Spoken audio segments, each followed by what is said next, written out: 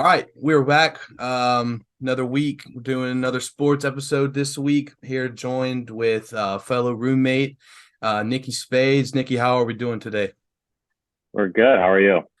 Terrific. Got a lot of good stuff coming up this week with sports. But I want to talk about what happened. A lot's been going on last couple weeks. I know you're probably a little down about old Michigan, but it's I wanted to ask you, what do you think was going to happen with you guys with that loss to that loss to Michigan? Well, I was actually talking to Hayden in our Twitter group chat, and I was like, "I'm telling you right now, we're gonna choke it." And started off strong. With the first half, I think the killer we had was, I don't know if you watched. It was 7-3 Bucks, and we're on like the Michigan 35 second drive, just moving the ball however we want, and then fourth and two, we go for it. And our tight end is actually a converted linebacker, so he doesn't have the best hands. But obviously, if you're playing Division One, especially at Ohio State, you're a pretty Yeah. darn good athlete. Hmm. And literally, he had it. It was like a one-handed catch, had it in his hands and dropped it. And then from there, it just kind of went downhill. CJ looked a little uncomfortable. He's always kind of looked uncomfortable against the pressure. Our O line did surprisingly very well. That's kind of what killed us last year. Obviously you had two first round DNs. Michigan had, and then protection looked great. Marvin Harrison Jr. did his thing, but it was kind of weird. We had a 42-yard bomb over, and they're playing. I think they were playing cover zero, and we never went back to it. It was a lot of screen passes, a lot of tosses, and it didn't work out. Play calling wasn't great, but there's a reason Ryan Day and them are doing play calls and I'm not. So they must have saw something. But Michigan is, you know, as much as it pains me to say, they are a tough squad to beat, better than last year, I would say. But Buckeyes are still alive. Just need some magic to happen. Yeah, and in terms of like the playoffs, I guess we can go ahead and start up talk. Go ahead and get into that. There's a lot of I think this year it could. I think it's anyone's game this year. In terms of who's in and who's out. You they did the polls yesterday, and USC finally got into that top four spot, which you and I were actually talking about this the Mm-hmm. other day. We were talking about USC and how much I really love this USC team this year. Caleb Williams, that last game against was it Notre Dame, and I didn't watch the game, but I went and watched his highlights because he's the star of that team, and he looked like a Hiesman quarterback, and I don't know, like I know you're a big Stroud guy, I am too, but I think as of right now, I think that it could be a lock in terms of Heisman. I think it could be Caleb Williams, but there's a lot of other candidates that you could throw in there. I think the final three could come down to him, Stroud, and I don't know. I'd like to see Quinchon get thrown in there, but I don't think they're going to throw him in. But maybe that running back from Corum from Michigan, that dude, that Mm-hmm. guy's that you said they got a tough squad and they are very, very good. I think this year is starting to look like Michigan's year. They've always been in the talks um Mm-hmm. for so many ever since the playoffs were introduced to college football. They've always kind of been in talks of maybe getting a shot of winning a championship, but they just always fall short to teams like Ohio State and Alabama.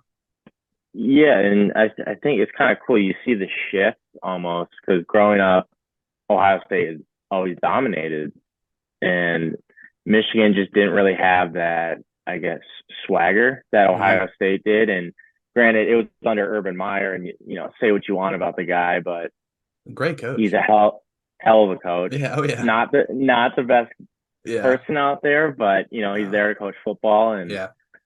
I think going to that USC team, it's finally fun. Like you don't Mm-hmm. want to see these teams like I give Hayden so much crap because he's a Tennessee fan and they're a tough fan base. Yeah.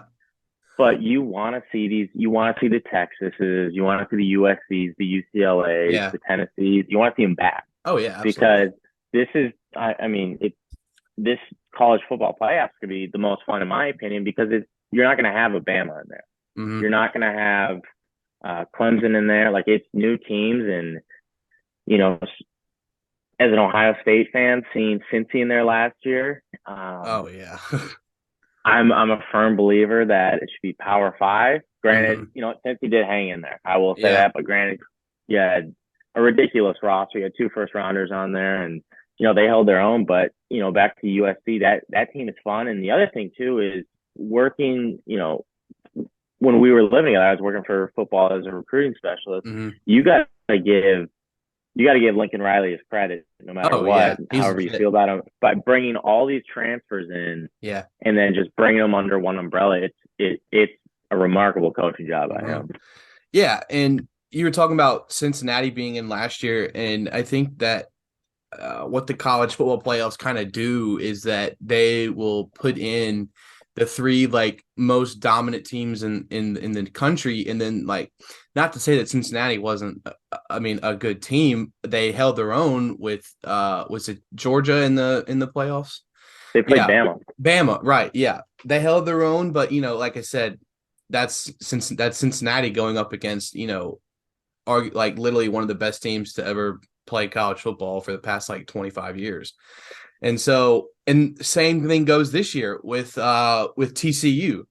I'm not gonna count them out at all. But what I Mm-hmm. am saying is that if they do get that spot in the playoffs, which I think they will, I think they might have to play Georgia, which is gonna be insanely Not going to be hard. fun. Yeah, not gonna be fun at all because you know the college football playoffs is so hard to win in, especially if you're not teams that are not like Ohio State or Georgia or Alabama or teams that have been dominant in that racket for so many years. And Mm-hmm. this year it's good. It's interesting. It's very interesting this year to see how the curves have changed and how we're going to see a college football playoff this year without Bama and without Ohio State, and seeing new teams like Michigan and USC and TCU, and it's going to be interesting. I'm very excited to check out these championship games that we got this weekend, which I'm going to flip to my page about right now. Um, so I think this weekend will kind of set in stone on who's in and who's out. Definitely will set in stone who's in and who's out. So, I mean, the first one coming, I mean, this Friday, we'll go ahead and get into it, is the Pac-12 championship on Friday, USC versus Utah. USC is opening at a -3 favorite. The spread opened up at -3, and I found that to be very interesting because would you look at the way that USC's been playing ball, and they look like they could beat Utah by a couple of touchdowns. But I think the reason why the line is opened at -3 is because they lost to Utah in the regular season. I actually got it down right here in my notes too. Is the interesting thing I thought, and working in athletics, I cannot gamble, so I am not giving gambling advice. I'm just giving my peace of mind here. I think the reason USC is -3 is because you take that you go in and play Utah, which as an Ohio State fan, I know how good Utah is. Watching Yeah. the Rose Bowl last year, Mm-hmm. we had CJ, Travion Henderson, basically our entire starting uh, offense right now, which is last year was all sophomores, so no one skips. Like Garrett Wilson, Chris Olave, all them were out, but this is basically our offense from this year playing last year, and they had guys basically. So some of their corners were out, so they had running backs playing corner. But that Utah team is just ridiculously well coached. It's one Yeah. of those teams.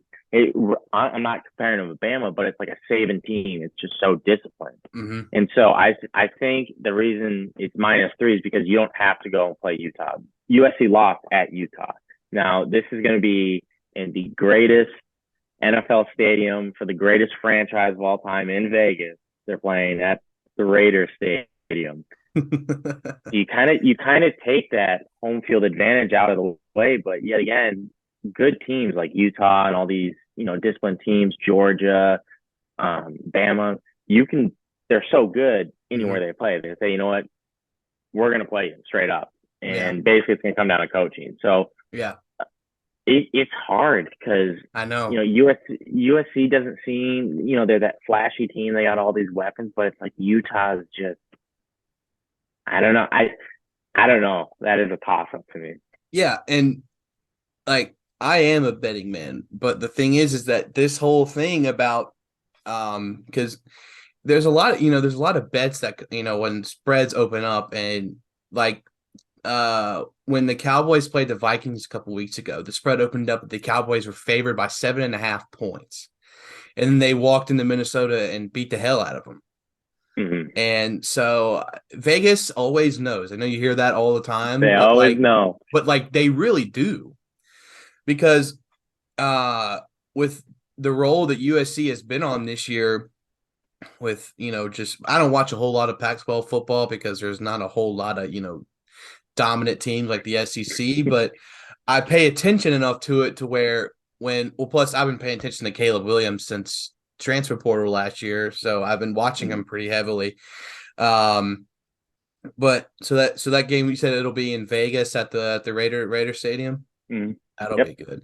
So I think in terms of like dark horse for the college football playoffs, I think that my dark horse is probably going to be USC. I really um we talked about we were talking about like what were the odds to win it all or Mm-hmm. whatever, and I didn't even look, but I'm sure it's a pretty crazy amount because they're not an SEC team, they're not Georgia, they're not The only thing that worries me is Lincoln Riley has never won a playoff game. mhm.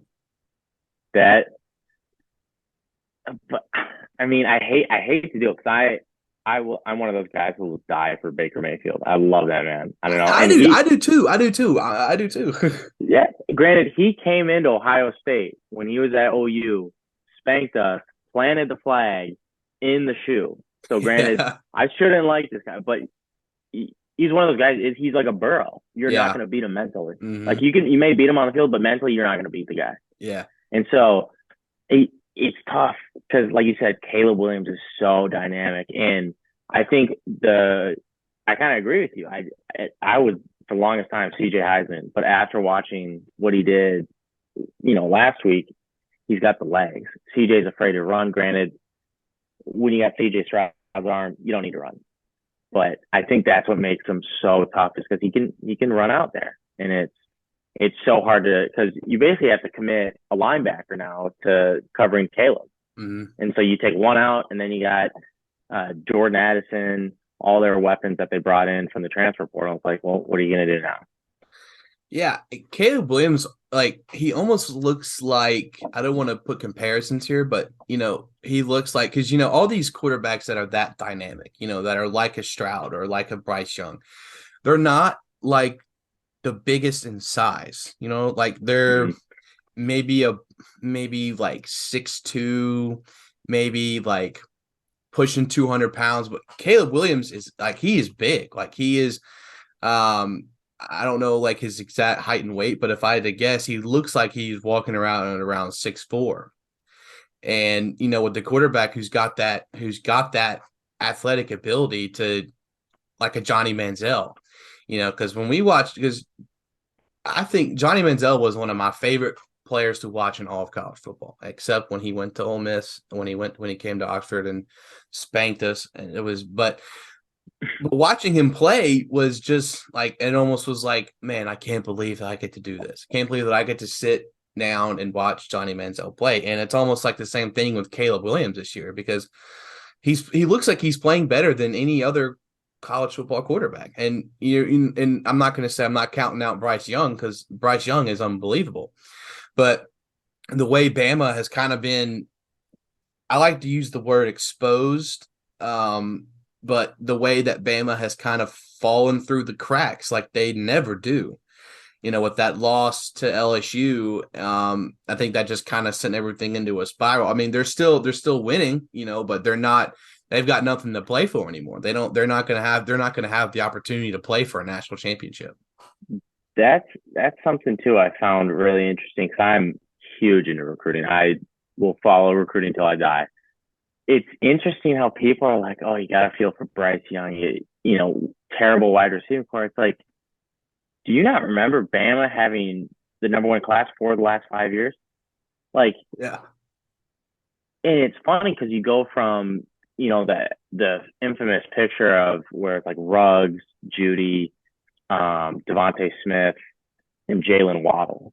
You have those guys, and then it's like there's nobody, and it's like, yeah, I get they're young, but you look at Ohio State's, you know, young guys last year, Jackson Smith and Jigba, Marvin Harrison Jr., Emeka Buka, like it.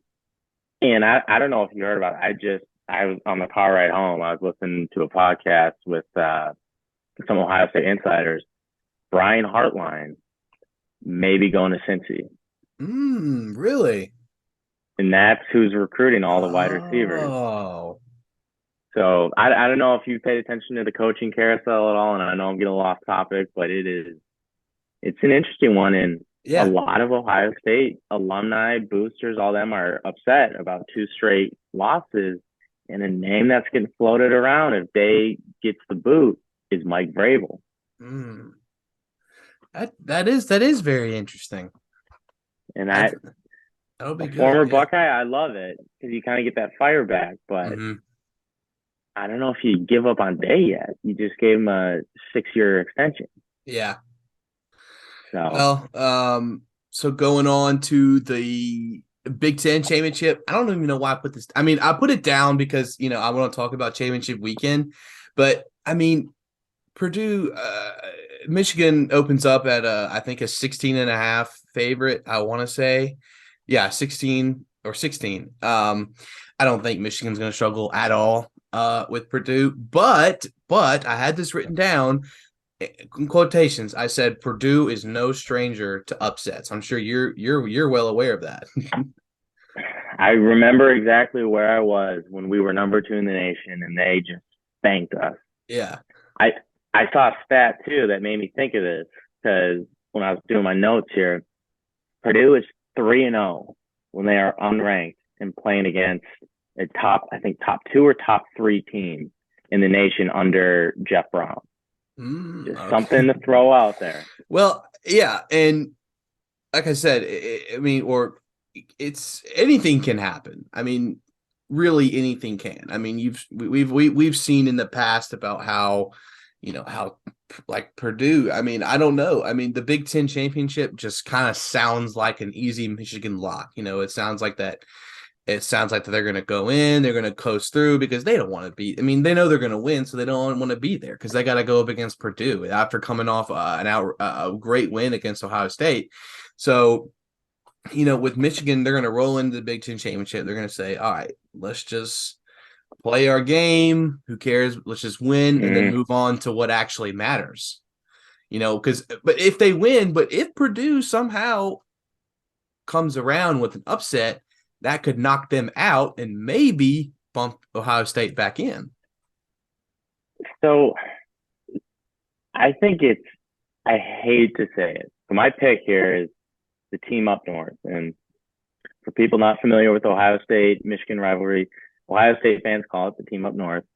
I'm gonna go with them, but the thing is they don't cover, in my opinion, Yeah. because Purdue has Aiden O'Connell, who's a stud QB, came back. The only issue is though, when they beat Ohio State, that was I want to say 4 years ago now, because that was my freshman year. Yeah, they had what's his name, Rondale Moore, Yeah. who is I would say one of the most electric players in the last couple years at wide receiver. He Oh, was yeah. so fun to watch. Mm-hmm. Then they had David Bell last year, and he went to the pros too. So it's going to be interesting who steps up and is, because they got a stud QB, but who's he throwing to? And Right. I don't know if Purdue has a stud or not, but I just think Purdue is. We got a big debate yesterday. Purdue is the Big Ten strap team. Yeah. That is, they beat Tennessee last year, and Mm-hmm. Tennessee may not have the record they do this year, but they still had that explosive offense. Yeah. So I think Purdue has a shot to cover. I don't know Yeah. if they win though. Yeah. Yeah, I don't think so either. But I have written down. I said Michigan should coast through them. I think that they're gonna use Corum as much as they can. They're gonna run them a lot. And yeah, and with the spread like that, with 16, I don't. I usually tend to stay away from big spreads like that, unless if it's like Alabama or something like that. I Mm-hmm. tend to stay away from that because when a spread opens up, at like here minus 16 and Georgia's favored by 16 and a half against LSU. And it's hard to kind of it's hard to take those spreads, especially, when because it's like, I mean, here we are at the Big Ten championship. Michigan coming off a massive win, and then here comes Purdue.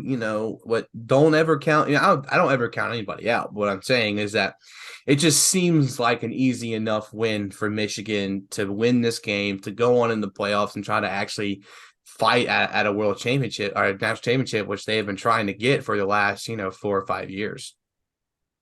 If you think about it too, say Michigan takes care of business, they lock in that 2 seed.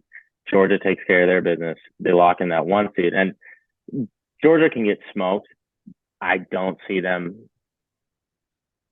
dropping out of the top four. Yeah, I don't see that Georgia either. is Georgia's a lock in my opinion. Mm-hmm. But say you have those two take care of business, that's going to be very interesting at 3 and 4 because you either have TCU, USC, or Ohio State.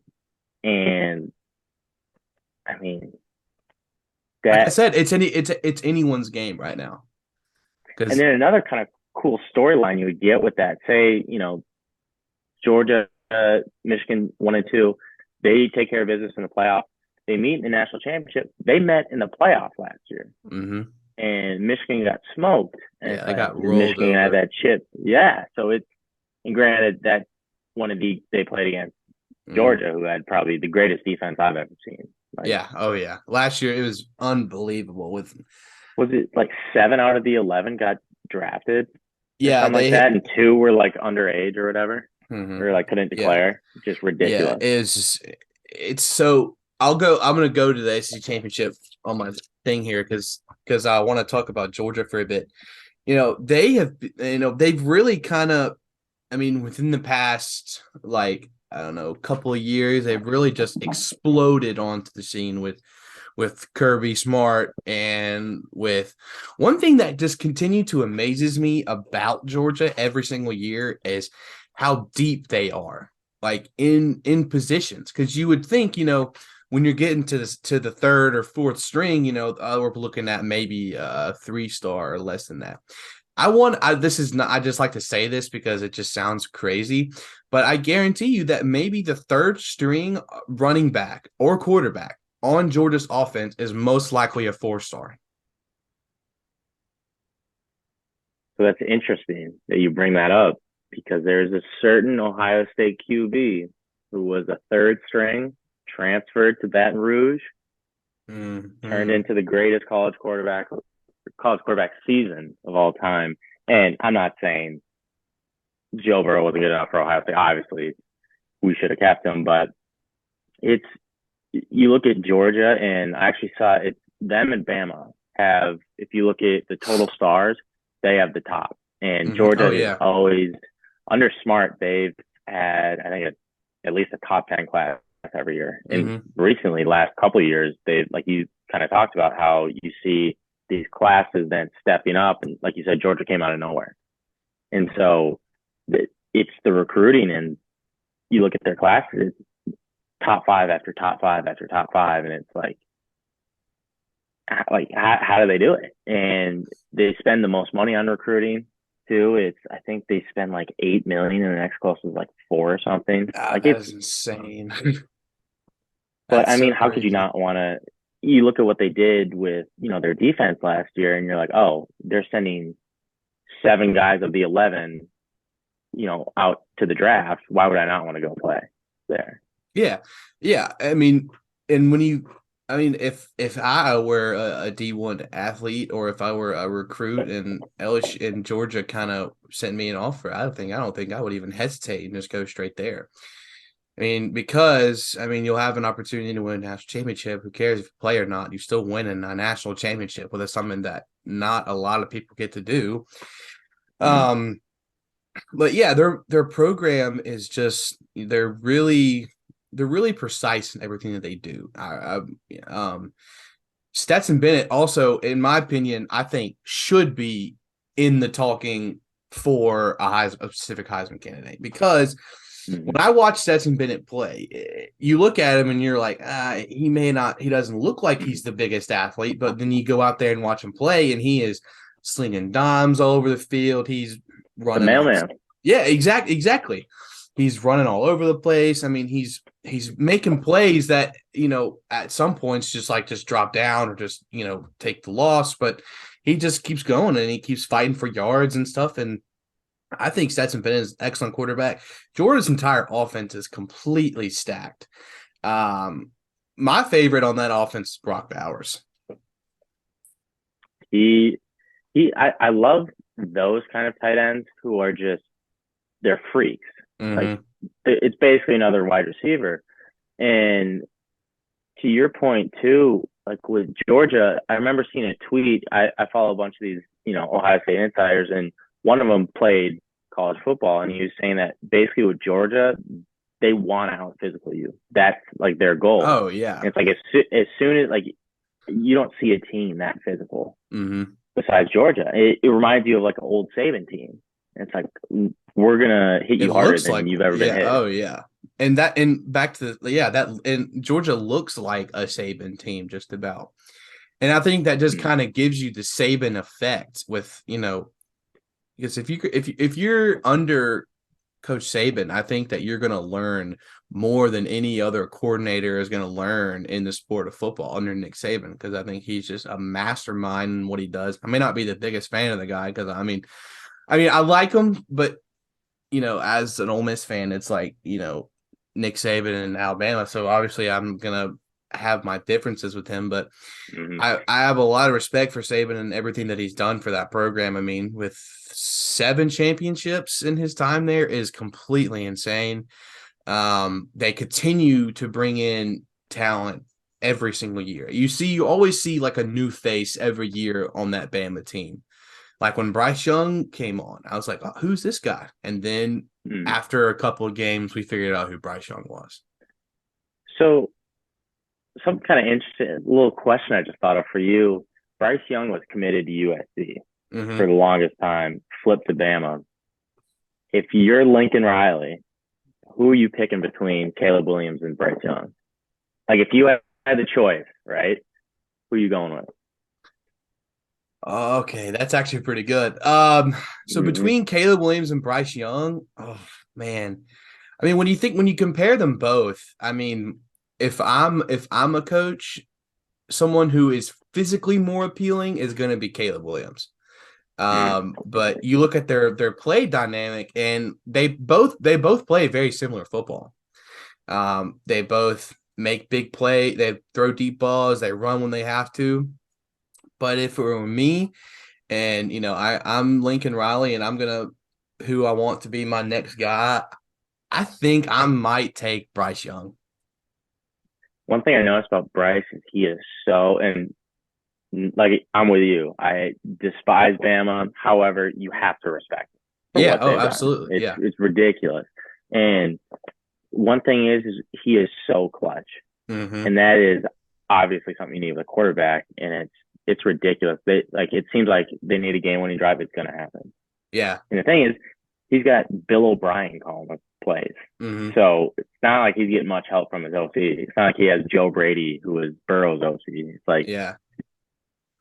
so. I just think it was interesting, kind of having those two guys who were Yeah. both USC guys at one point, and now obviously one left, but Mm-hmm. it's interesting. Yeah. Yeah. So back to the SEC championship. LSU coming off of a pretty brutal loss to A&M.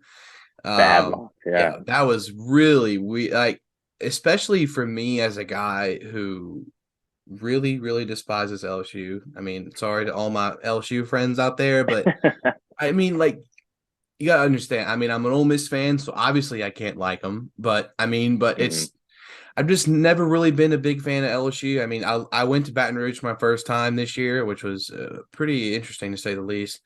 But I think I don't think Georgia is going to struggle with LSU at all. Jaden Daniels is hurt, and I think he went down twice last week. So I don't know the instinct of that injury, but I know that he's hurt. So and LSU's offense is just way too quick and way too dominant, I think, for LSU to handle. Another thing too is if LSU didn't lose last week, I think you maybe take the spread there, but Hmm.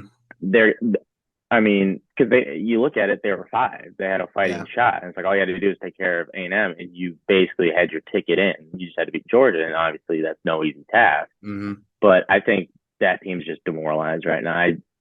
Like you said, Daniels is hurt. I think Georgia rolls. Yeah, I definitely think so too. Um, Lastly, just gonna be quick because we got like 2 minutes until the meeting cuts off. But just this is gonna be a little local story. I know we can't talk about a whole lot, but we'll just stick to what we can. Kiffin, it Mm. was announced yesterday that Lane Kiffin signs a new contract to continue to be the head coach at Ole Miss.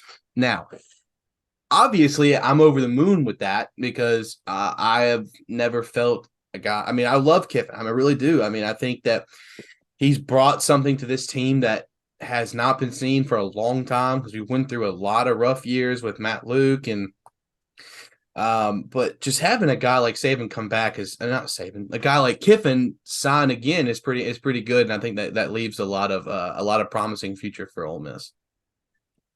Yeah, and I think you know, obviously Kiffin is one of the most polarizing coaches and one of the best coaches too in college football. But another thing that a lot of people are kind of bypassing, I guess, is the credit that Keith Carter deserves because Mm-hmm. he's our AD here and he stepped up because a lot of people are like, oh, Ole Miss, we're gonna get poached, right?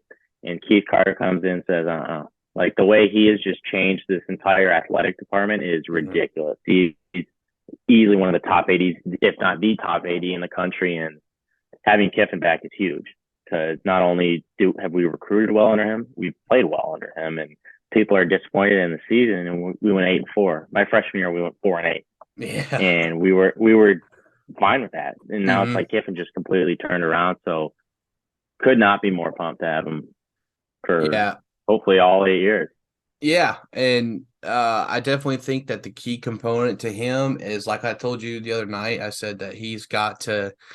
I mean, I listened to his presser the morning after the Egg Bowl, and they're going to get back into recruiting, which is good. And that's what they need to do. But Kiffin will be back, and that's exciting to see. Um, Time is about to cut out here, so we're going to take a quick break, and we will be back in a second. 7.5 million euros To a who? year. To where? Some Saudi team, but that's per year. Damn. All right, back from the break. Dude, that first half was like 33 minutes. I didn't even realize it went for that long. There we go. It's amazing. I wanted to switch the topic to NFL real quick. Like this little last part because I told you that there was one little thing that I want to talk about because I have to, and I'm not gonna sound biased because I keep an open mind, but the New York Jets. All right. If you don't know me, people who are watching, I'm a big New York Jets fan. Been following them my whole life. So I've been through. I want to say like at least like 12 pretty 11 pretty bad years. A lot of bad years. But it's amazing how this team has turned around this year.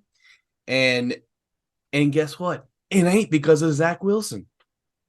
And and and here's the thing. So here's what I have written down. So the first thing I want to start off with is that good win over the Bears, but I mean, once again, it's the Chicago Bears, so they're they always give up a lot of points. So, but Without the GOAT Fields either. yeah, and without Justin Fields. So, I mean, I think with him in, it might have made a little bit of a difference, but I don't know. But also seeing this week without Zach Wilson at the starting job, and you throw in Mike White, who I've told you this last year how much I love Mike White. Dog.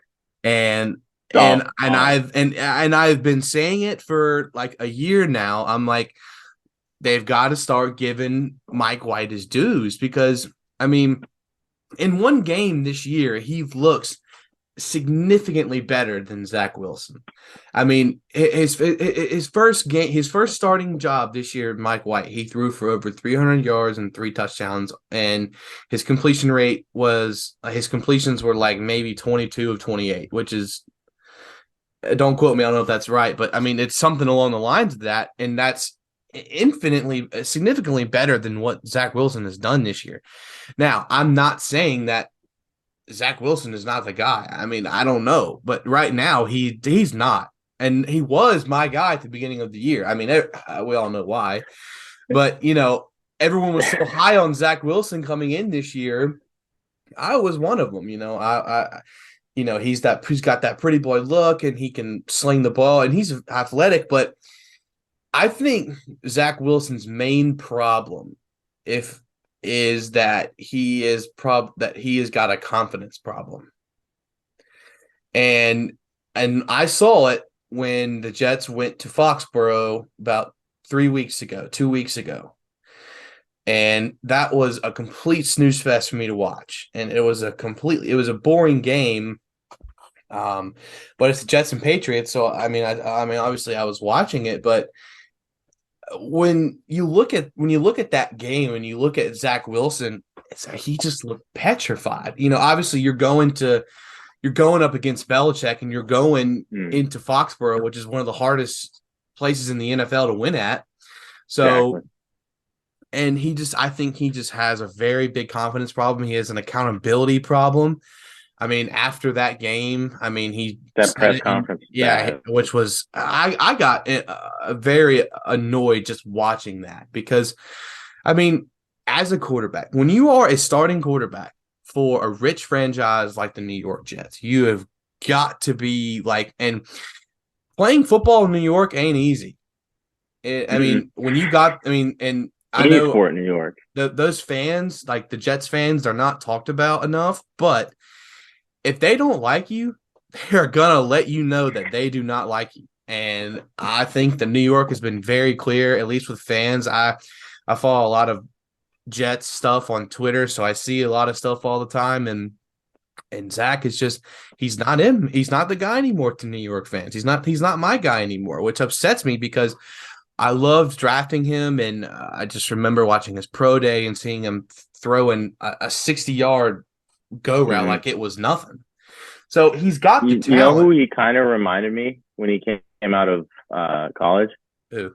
I'm not saying they're the same, but a little bit of Josh Allen. The effortless, kind of a little bit of the swagger to him from a small school. And obviously BYU is a lot bigger than Idaho or Wyoming he came from. Wyoming. Yeah, but like it was hard. It kind of reminded me of like Josh Rosen a little bit. Like kind of had that swagger coming out of college. Was like, like, you know what, I'm good. Like, what are you gonna do? And kind of like what you said, like you're in New York. You got they're gonna let you know if you're not doing it right.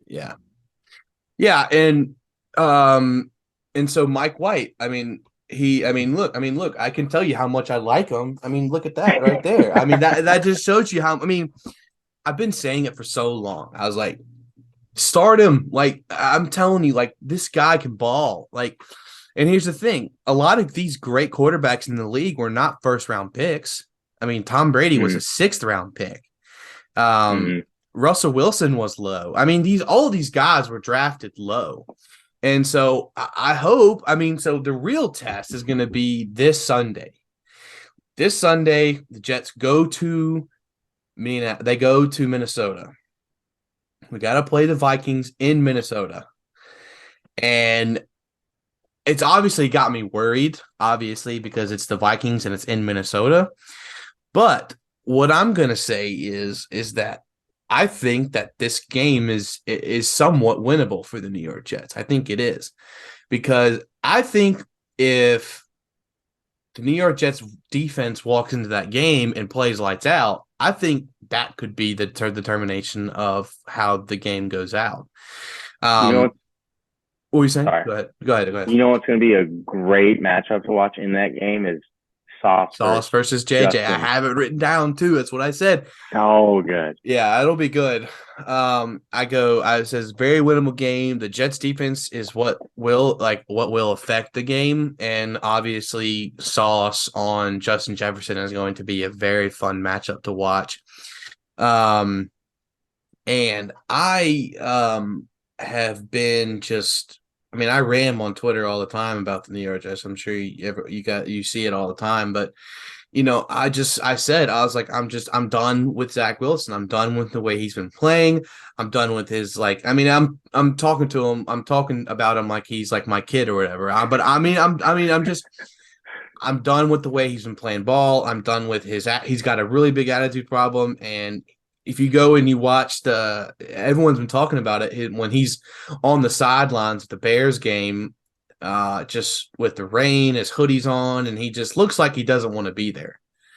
Mm-hmm. Which I'm not surprised that the entire team is not happy with you right now because after that Patriots game, the team was infuriated with Zach Wilson, especially the defense, because the defense hardly got any resting time during that game. They were just constantly coming in and out, and Zach Wilson. It was not the defense's fault why we lost that game. It was the offense. It was Zach Wilson's fault why we lost that game because I get it. You're going against Belichick and you're going against in Foxborough, but at least have like there's a confidence floor in with him. And when we went to Foxborough, his confidence was just down here. It didn't look good. He didn't look ready.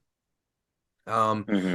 but then when you switch it over to Mike White, it's almost like a completely different football team. It looks like a playoff football team. And just the team looked they looked better. They looked happier with Mike White. I mean, you could see Mm-hmm. the sideline reactions. Everyone's hugging him and patting him on the back or whatever. And it's stuff that Zach Wilson doesn't get is because that Mike White's a bit older. So he understands. And, but when he came in that game against Chicago, I finally got in and I got to watch second half. But I mean, he was throwing the ball to everybody, and Zach Wilson just limited his throws to Garrett Wilson. And like, I know the big thing with the Jets is that Elijah Moore wasn't getting, the kind of targets that he wasn't. And I completely agree. I don't want to trade Elijah Moore. I really don't. And I don't think that'll happen. But that was obviously when the peak of that thing was going on. The talks about Elijah Moore getting traded kind of worried me because literally I bought a jersey as soon as he was drafted. Mm-hmm. So, but then you switch to Mike White and it just looks completely different. Yeah, I mean, you kind of get, and I'm not comparing the Jets. Like, I do got to say, like, I had a buddy from back home who was a huge Jets fan. Like, had it all the way up from like when do you guys still do you call Mark Sanchez the Sanchez? Mm-hmm. Yeah. So my boss is a huge Jets fan, so that's why I hear that. But like my buddy from back home, he like when you guys went to the AFC Championship and then all the way down, and so like you guys are loyal, and it kind of reminds me of when the Browns got Baker and Denzel Mm-hmm. Ward.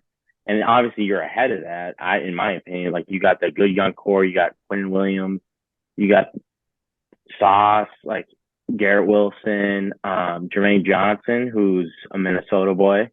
Like it's that good young core that I think, and like it seems kind of like with the Browns. Like what it reminds me is how like the Browns, the whole thing was the quarterback, like Baker. Like Baker brought him to It was almost the AFC Championship. yeah, I think Yeah, it was, he almost yeah. beat Mahomes, Mm-hmm.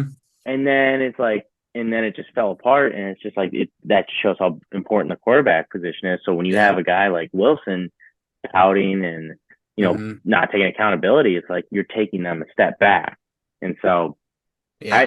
I want the Jets to be like they're fun to watch. Oh yeah, they're be, they're yeah. Hold on, keep going. being a Vikings fan, it definitely is with Kirk Cousins. You never know what you're gonna get. Mhm. Obviously, noon Kirk is elite, but Yeah. we got smoked by Dallas 40-3. So you never know what you're gonna get with the Vikes. And so I definitely do agree with you that it's a winnable game. hmm Yeah, and so with that, and now the terms, and I was watching a lot of stuff yesterday. One of my guys that I watch all the time is Colin Cowher. He's one of my Mm-hmm. guys. He's one of my guys that I like to watch all the time. And one thing that he said that I really took it listening to was he goes, "How do you go back to Zach Wilson after a performance like that?" But the same thing happened last year. Zach was hurt or something, and we went in against the Bengals, who later went on to go to the Super Bowl that year. Mike White came in, threw for over 400 yards, 4 touchdowns in his first career start. That was his. He's played 4 games, I think, in his entire career, but that was his first career that was his first time as a starter, and just aerated all over Cincinnati's defense. And same exact thing happened on Sunday. But then again, that's the Chicago Bears, and we're talking about Chicago Bears versus the Super Bowl Cincinnati Bengals. So the thing is that it is going to be hard to go back to Zach Wilson if that happens. So what I'm Mm-hmm. saying is that I'm just putting this into perspective, a scenario to where Mike White could be considered the starter and he gets that money that he wants.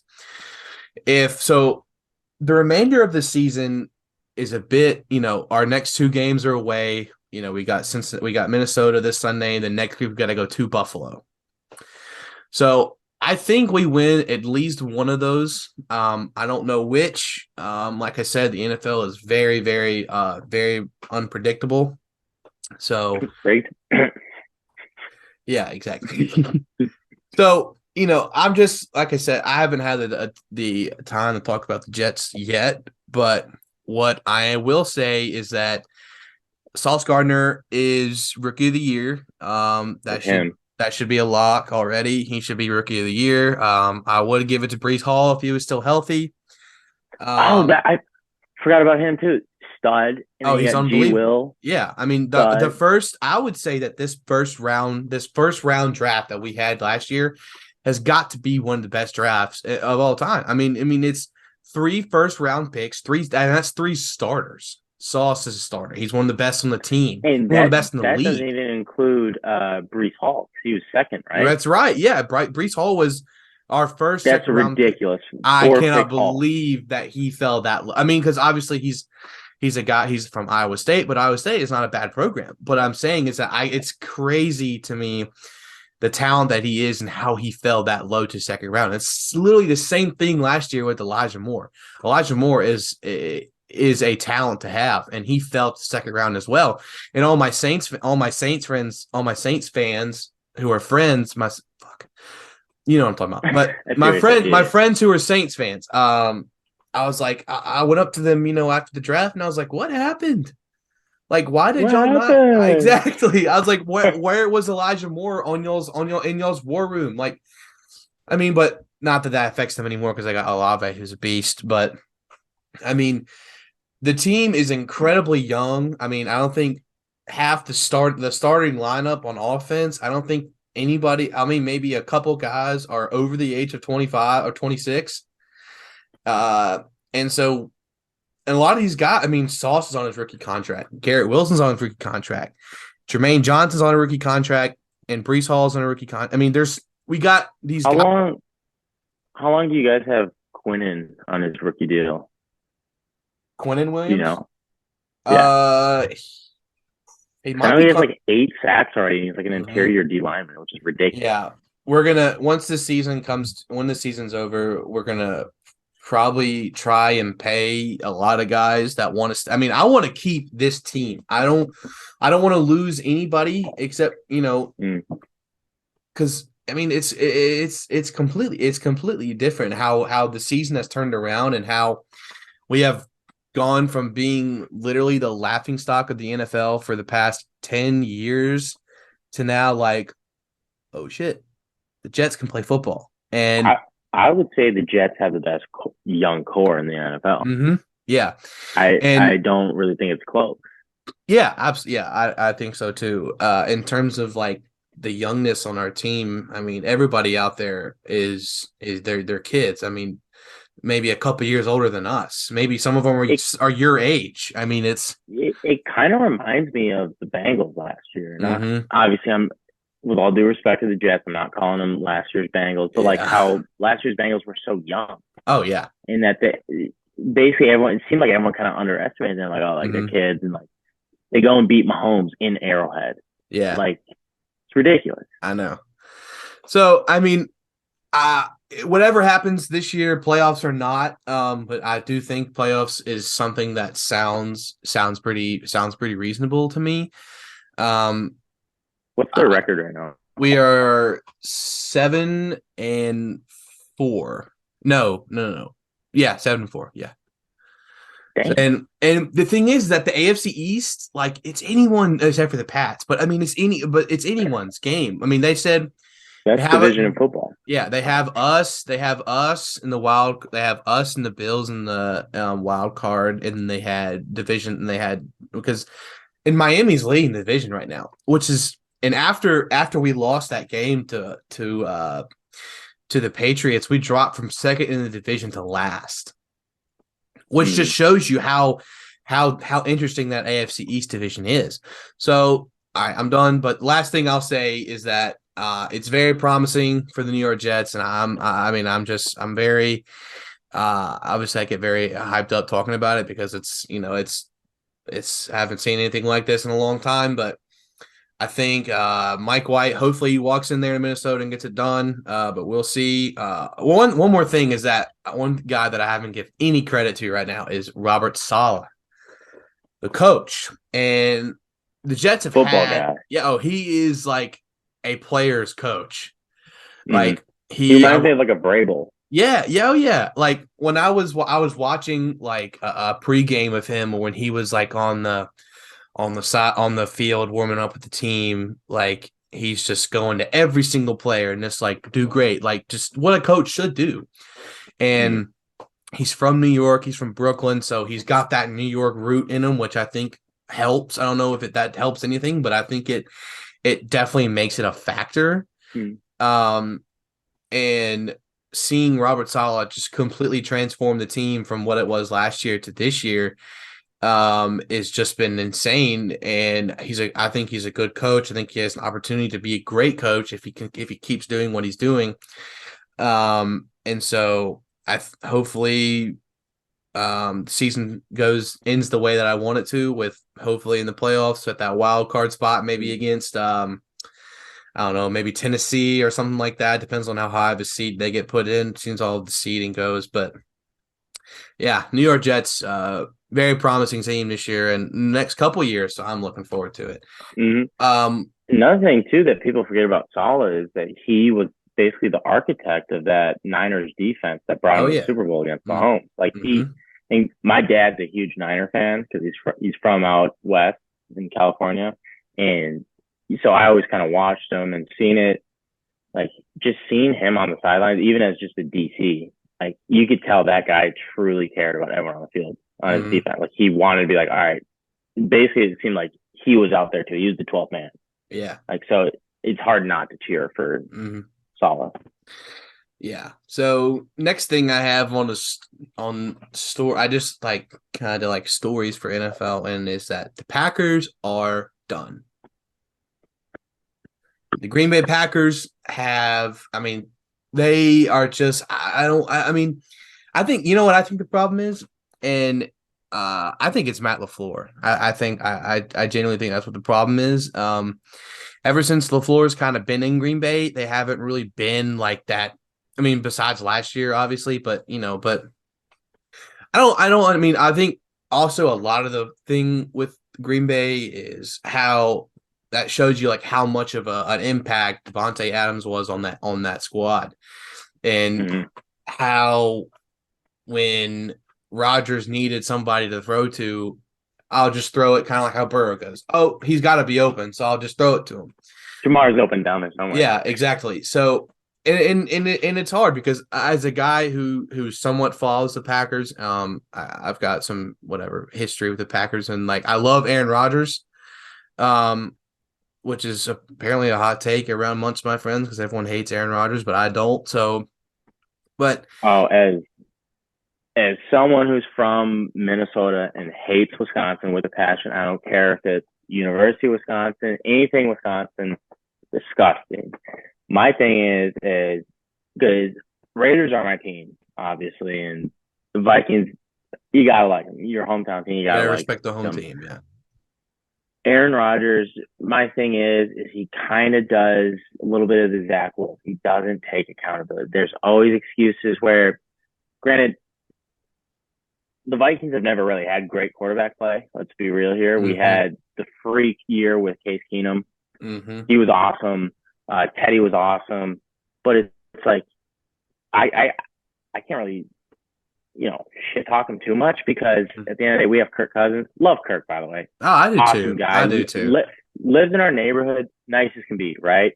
But he's got that persona. Like if it's not a 1:00 game, you're screwed. But with A-Rod, is like he doesn't take accountability. And then like I don't know if you remember the whole Anthony Barr incident where Anthony Barr sacked him, or he may have gotten it off or something. It was booked may have been right as they changed it to where you can't put your whole body weight, or it was after. And I think that was the hit that caused the change, and it tore his collarbone or broke his collarbone, and he made a big deal saying it was dirty or whatever. And then it was like, all right, like I get it's a rivalry game. You want to kind of stir it up a little bit, but A-Rod, he's a generational talent. There's probably the most accurate passer we will ever see in the NFL, ever. But whole state of Minnesota, I think, can agree with me here that we do not like him. But we can respect his greatness. Yeah. Got to respect his greatness. Yeah, and it's sad because, for a guy who you would kind of put in the same caliber as Brady, because they both kind of mimic each other. They both have kind of always met each other on that big stage, NFC, in those championship games. And I've always been, like I said, I've always been a massive supporter of Aaron Rodgers, mainly because I just love the way that he played football. I say played because he doesn't play like he used to anymore. And whatever that might be, but his ability to throw on the run and to make plays out of the pocket and throw deep. I mean, he is a once in a lifetime talent. And if you like looked, I 100% agree with what you're saying. If you were someone who, say got really into football, knows how like scouting or something, and you never knew who Aaron Rodgers was, and you just saw him, I would just flicked it, you'd be like, oh, this ball's getting picked off. And the fact that he literally puts it exactly where it needs to be, it's like I said, hates Packers, but that is so fun to watch. I could watch that stuff on repeat. Oh yeah. And yeah, it's just a stat I have written down here is just I'm going to go back to the Packers as a whole. There have been a very, very bad second half team. I have written down here that they are 1-5 when trailing at halftime. And they can't come out and execute in the second half. That's crazy considering how everyone knows, like it's the famous meme. It's like these guys are celebrating with a minute left, and it's the Packer fans. It's like A-Rod is as clutch as they come. Exactly. So it's interesting to see that. Game-winning drives, I think him and Brady are probably got to be somewhat close to each other in terms of how many they have.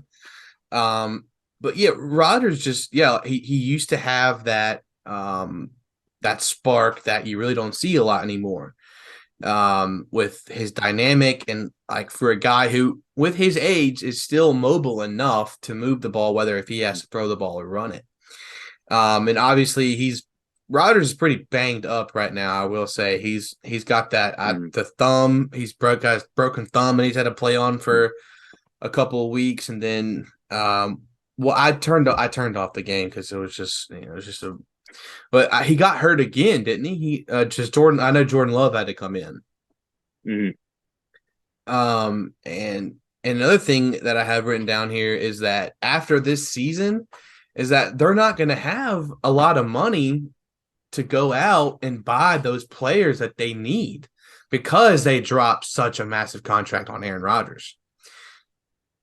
I think because like we just talked about the Jets, how they have basically the best situation possible. You have all these young studs on a rookie contract, and then you kind of look at the Packers. You have is it Bakhtiari, their stud tackle? Mm-hmm. You got him on a massive deal. You got A-Rod on a massive deal. Jair Alexander's got to have a huge deal. Granted, those guys are ridiculous. Like they deserve the money. Oh, Jair Alexander is a baller. Oh, he's a top 5 corner in the league, easy. Mm-hmm. And I think that's where you kind of get in between. Like it's weird. You're not at like where you're kind of screwed with the cap, and then you have like a bunch of rookie contract. Like you're in the middle where you have some good studs, but then say you also have like Christian, is it Watson? Yeah, Christian, the rookie wide receiver, mm-hmm. who's stud. Yeah. So it's like you got to figure out kind of what you're doing. Like basically, it's you either get guys on a bargain or you trust your drafting. Yeah. Yeah, and it's been a lot. I mean, it's been pretty crazy to kind of watch the Packers just kind of have this just massive slip and tumble like this for a team for as long as I've been around have always been good. I mean, they've always go deep in the playoffs, whether it's, divisional round or championship. I mean, they're always there. They're always hanging around. So I always would never count out the Packers in any circumstance. But right now it's just they're just there on a downward spiral. And I think it may be some locker room issues or maybe coaching problem. I never really thought about that. Yeah, there's just a lot of stuff that goes into what's going on with the Packers. And like I said, because there's going to be probably a lot of good guys that are going to be on free agents after this season. I know, but they're obviously going to ride with Rodgers for as long as they can, which is a good thing because I don't think that team would be remotely the same without Aaron Rodgers. So you keep Rodgers, you keep him on for as long as you can. And you move on from that. But we'll see. I don't know. Like I said, the NFL is pretty crazy, but this year the Packers are done. They're out of the race for playoffs. You got to get back at it next year. So got about 10 minutes left. So the last thing I want to do is I told you to list your 5 teams in the league. I've been waiting for this. All right. So I'm gonna go mine. I'll do mine first. I'll just do rapid fire and then so at 5, got Cowboys. 4, Miami. Hayden, if you're watching, it's whatever. Yeah, I'm sure he's gonna text me and ask me why I said that. So 4, Dolphins. 3, I have Eagles. 2, 49ers. 1, Chiefs. We kind of got a similar list here. So I should say my 5 is like a 5A, 5B. Mm-hmm. I have Bills 5A, and then I have Cowboys 5B. Now, I'm not saying one's better than the other. Bills kind of hit a slump, but it's at the end of the day, it's the Bills. Mm-hmm. They have one of the best rosters. They got Josh Allen. They'll be fine. 4, had to show love to the Vikes. Had to. 3, Eagles. I know they kind of look like they kind of got exposed, but it's hard not to. And I hate Philly. I think their fans are ridiculous, but like you got like you can't hate Jalen Hurts. Like I love Jalen Hurts. He just went about his business always, and it was hard to not cheer against him. He's such a good guy.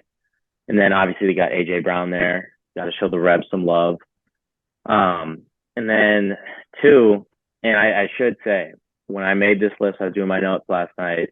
I had Hayden in my ear, literally saying to put the Dolphins 2. The only reason they're 2, I don't think they're 2. It's the only way to shut them up. And then 1, you got to go Chiefs. Mm-hmm. Mahomes, he's one of those guys. You can hate him all you want. He's going to beat your favorite team. Yeah. Oh yeah. He's also like a once in a generation talent. I think he's the kind of guy. Freak athlete. He's ridiculous. So in terms of like in the beginning of the season this year, I was like, it is the Bills. Like it's going to be the Buffalo Bills. Mm-hmm. Like there's no way they go out the way they did last year and not come back this year and try and make another run for it, which I'm not saying they're out of the race at all. I definitely think that it could be them two again in the AFC Championship, which would be historic to watch. I would love to see that again. But the Chiefs are just, I mean, they're completely dominating everybody they play. Even without Tyreek Hill, they're still competing. I mean, I think the Chiefs are gonna make a good run this year. I think so.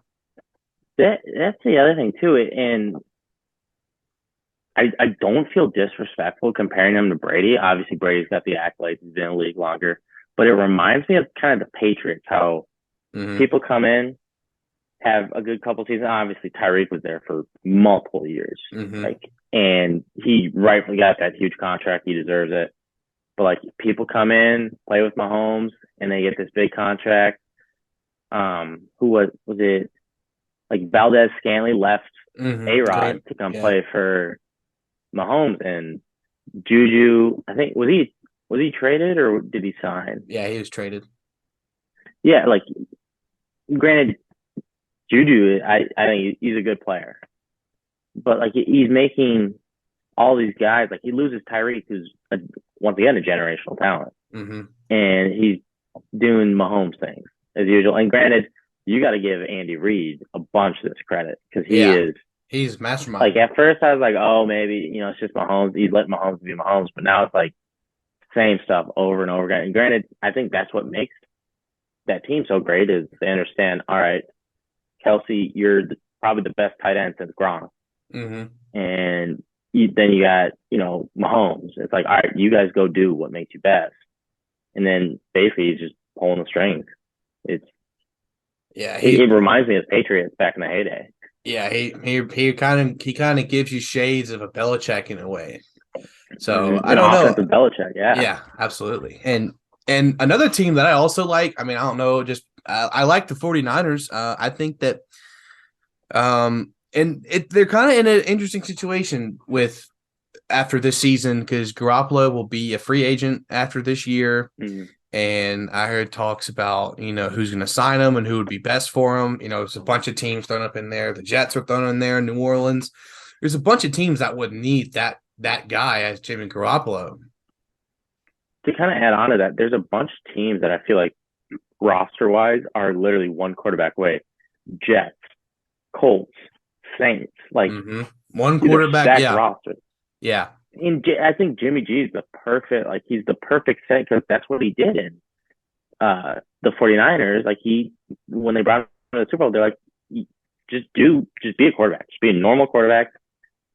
And basically look what he did. Like, and I'm not saying he's just a normal, obviously he's great, but it's like, they're not putting too much pressure on him. They're not saying, hey, go be Mahomes. They're like, hey, just be you and let the other guys handle it. And like, that's another roster that is really good, but also I feel like is kind of getting dangerously into the Packers territory, where you got all these guys, Kittle, Warner, Bosa, Debo, who are going to want big deals, and I think Debo just signed a big deal. But it's like now you got to figure out, and even like Ayuk is still there. It's like now you got to kind of figure out: are you going to commit win now, or are you going to be like, all right, we're going to let a couple of these guys walk, but we're going to trust our drafting. And Trey Lance, he's from Minnesota, so I love him, but you had Fields in that draft. You had Fields in that draft. I know.